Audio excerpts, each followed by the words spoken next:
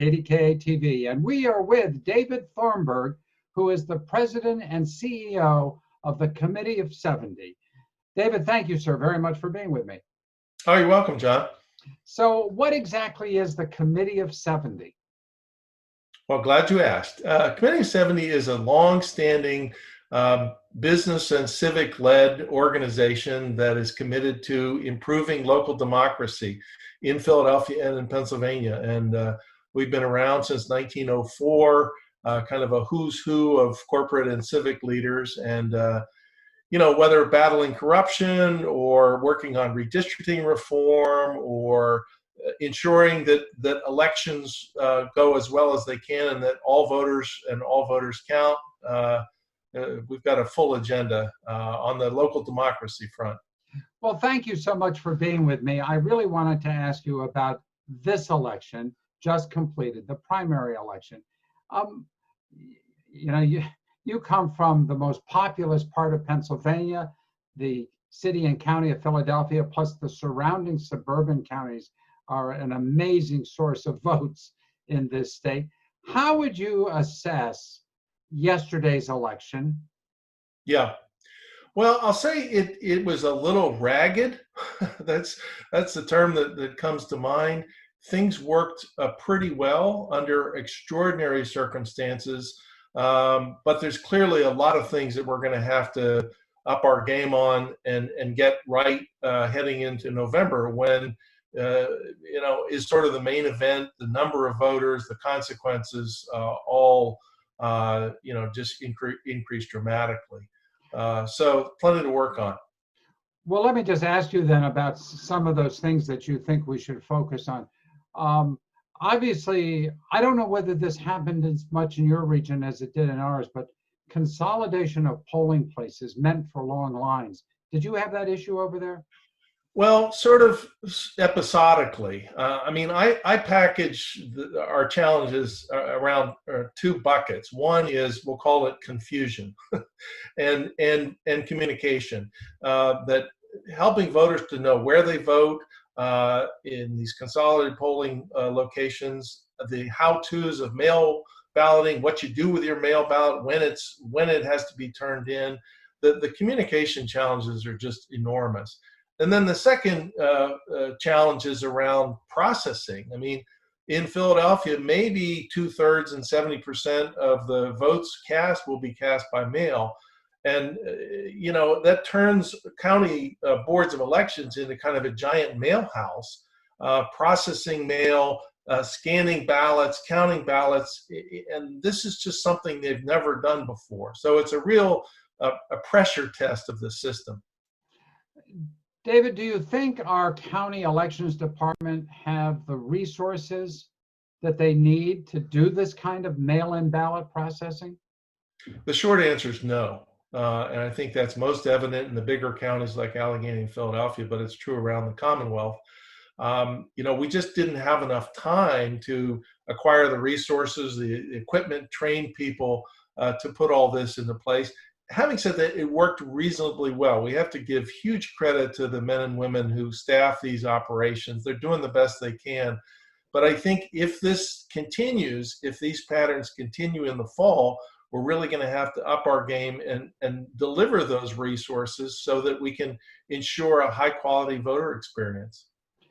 I cannot speak to your region, but I can't tell you the number of emails and calls that I got from people who applied for mail-in ballots and did not get them, or got them way too late in the process. This obviously needs to be corrected for the fall, doesn't it? Oh, absolutely. I mean, we heard the same thing in Philadelphia and the surrounding counties, and the counties really struggled to stay ahead of the curve. There's a number of steps in that. You've got to communicate deadlines and process clearly to voters. And then again, back at the shop, back in the counties, they've got to have the wherewithal to just process these things. Philadelphia I think Allegheny County maybe sent 220,000 applications out, something like that. Philadelphia sent about 250,000, which is 30 times more than they processed in 2016. So it's just night and day difference, and we have to adjust for that accordingly. So bottom line, what's your recommendation to either the governor, the state legislature, election officials? What is it you would like to see happen to make sure that things really run smoothly when we know that this November election is so critical, particularly in Pennsylvania? Well, first order business is to do what the military folks call an after-action review. County by county, with help from folks like us, if that is what's necessary, we got to take a careful stock of what happened, where the seams and fissures were in the process, and then put together a realistic, practical plan about how to recalibrate, readjust, reinvest for the fall. It's kind of as simple and as challenging as that. That's the first step. Then what? Well, then you got to execute the plan. I mean, this is a reminder that competence matters. You know, that there's good enough or I tried hard is not really good enough. So, you know, this is a challenge to all of the folks that heretofore nobody's ever heard of, who are working in county boards of elections and county offices. We got to get the best team on the field that we can, and then support them as they execute on this challenge. Well, David Thornburgh with the Committee on 70, thank you so very much for taking time with me today. I really do appreciate it. Sure, John, my pleasure. Hi, I'm John Delano, political editor at KDKA TV. And our guest today is Suzanne Almeida, who is the interim executive director of Common Cause Pennsylvania. Suzanne, thank you very much for being with me. Thank you so much for having me. Common Cause is a familiar name to me, but why don't you give us the elevator speech? What exactly is Common Cause? Sure. We're a nonpartisan, nonprofit watchdog organization that's dedicated to holding government accountable.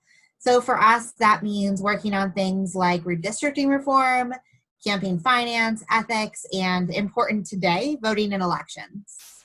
Well, let me ask you, we've just come through perhaps one of the most unusual elections in my lifetime here in Pennsylvania. As you kind of debrief what happened, what didn't happen, what should have happened, what are some of the lessons learned that we need to address before the November election, which is really in many ways far more important to voters than yesterday's election? Sure.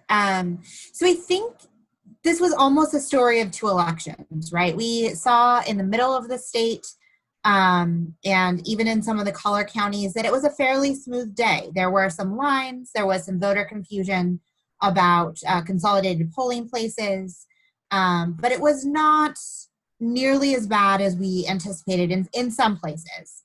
And I think, you know, you've heard from Secretary of State Kathy Boockvar saying this was a relatively smooth election. I think that's a different story in Allegheny County and Philadelphia, particularly. So in both of those counties, we saw, in addition to all of the other challenges that we were facing on this election, we saw a militarized police presence out in the street.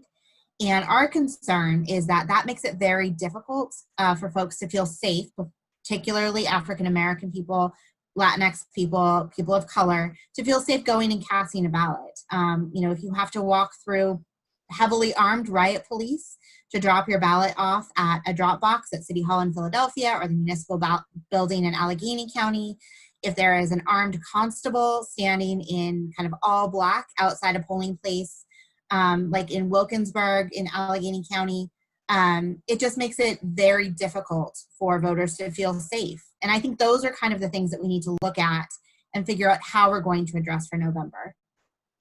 Yeah, now that was unique to just certain parts of the state. That is true. One of the things that was, I think, challenging were the lines at consolidated polling areas. Correct me if I'm wrong, but my understanding is that that may have been a one-time thing because of the recent state law change, just to allow the counties to consolidate, that we should be going back to our regular polling places this fall. Is that your understanding, Suzanne? So it's unclear. Act 12, which did provide for polling place consolidation, was limited to the primary.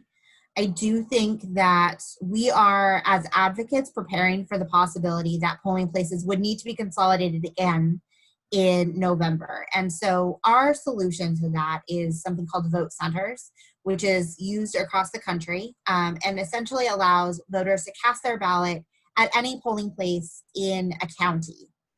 So obviously there's some technology needs, and that would have to be authorized by the legislature. But appropriately cited vote centers would allow voters who, say, ran into hours-long traffic jams at Penn Hills in Allegheny County to drive a little bit further and vote at a different location. Oh, that's an interesting suggestion. Would you still keep open all the different polling places that we normally have, or you're envisioning a consolidation, but open to everybody? So I think either would be better, right? One of the things from Common Cause's perspective is that we want people to be able to vote in a way that is easiest for them. Voting should not be a trial by fire. You should not have to run an Olympic obstacle course. You should not have to test your bravery to go cast a ballot. And so ideally we would have vote centers and regular polling places open. In the instance that we see something similar to what we saw in the primary, where the realities of COVID forced counties to consolidate to make sure that they could have enough resources to keep polling places open, we think vote centers is the best option. Let me ask you about mail-in ballots, because even as late as Election Day, I was getting email after email and text messages from people I know saying they did not get the ballot that they had applied to get. They'd done the application process, but they weren't getting ballots.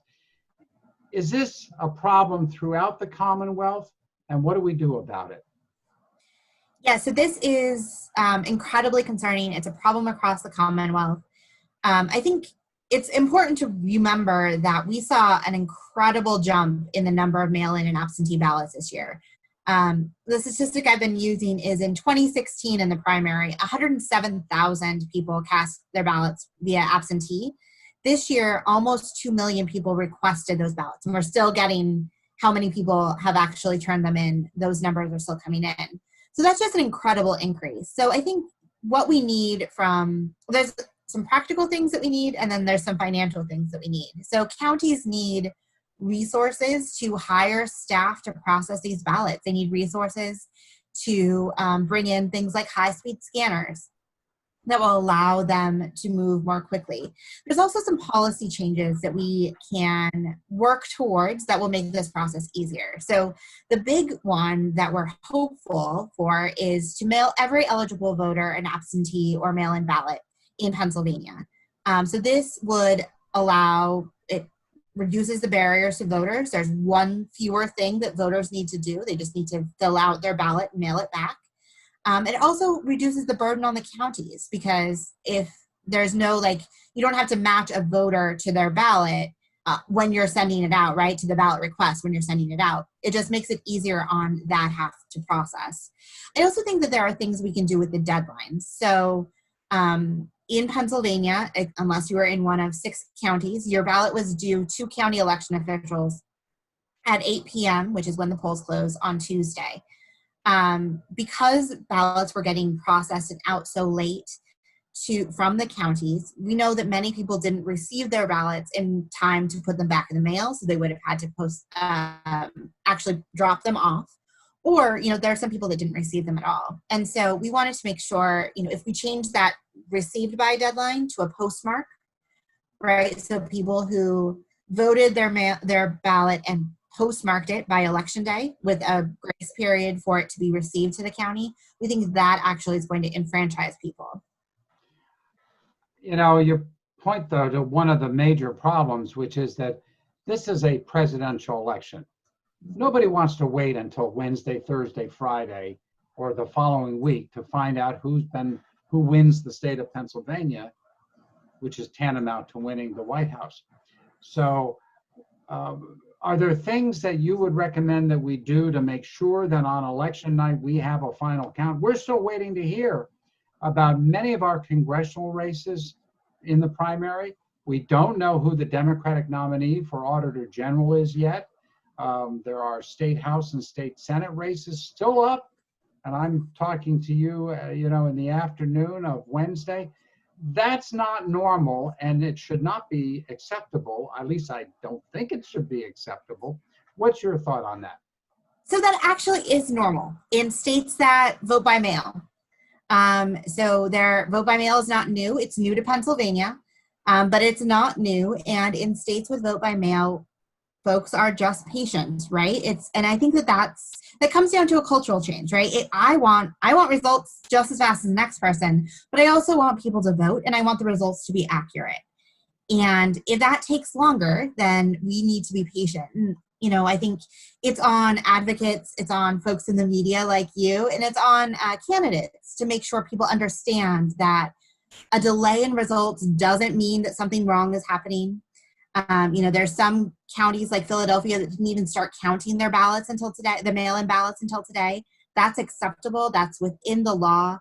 That's the way it needs to work. I think it's a cultural shift, and we just have to make sure that people understand what elections look like now. Well, you're absolutely right. It's a cultural shift, all right. I think there are a lot of folks, maybe the older ones like me, who are just so used to knowing who the winner is. And sometimes you do have to wait until the early morning simply because it's so close. But are there other recommendations, Suzanne, that you would make for lessons learned out of this election that we could apply for November to make sure things run smoothly here in Pennsylvania? Yeah, so I think the big one is that elections in Pennsylvania and across the country are criminally underfunded. It is a cornerstone of our democracy, and we don't give it enough of our tax dollars. We have many county election offices and the Department of State that are doing a lot with very little.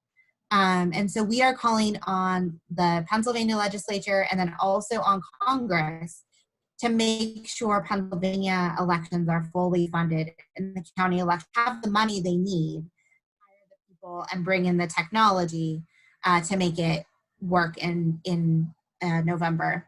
I also think, there are things that small things we can do to make sure we're holding our county election offices accountable. So, making sure we're improving poll worker training, making sure counties are providing PPE.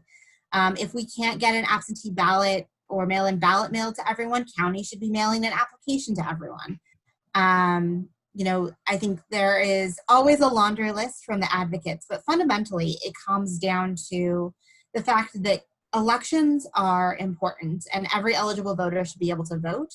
And that onus needs to be on our elected officials, our appointed officials, our county officials, not on the voters and the advocates to make that happen.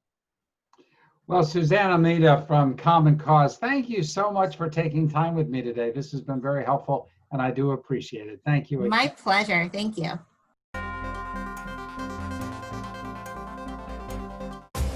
I want to know who we're running from.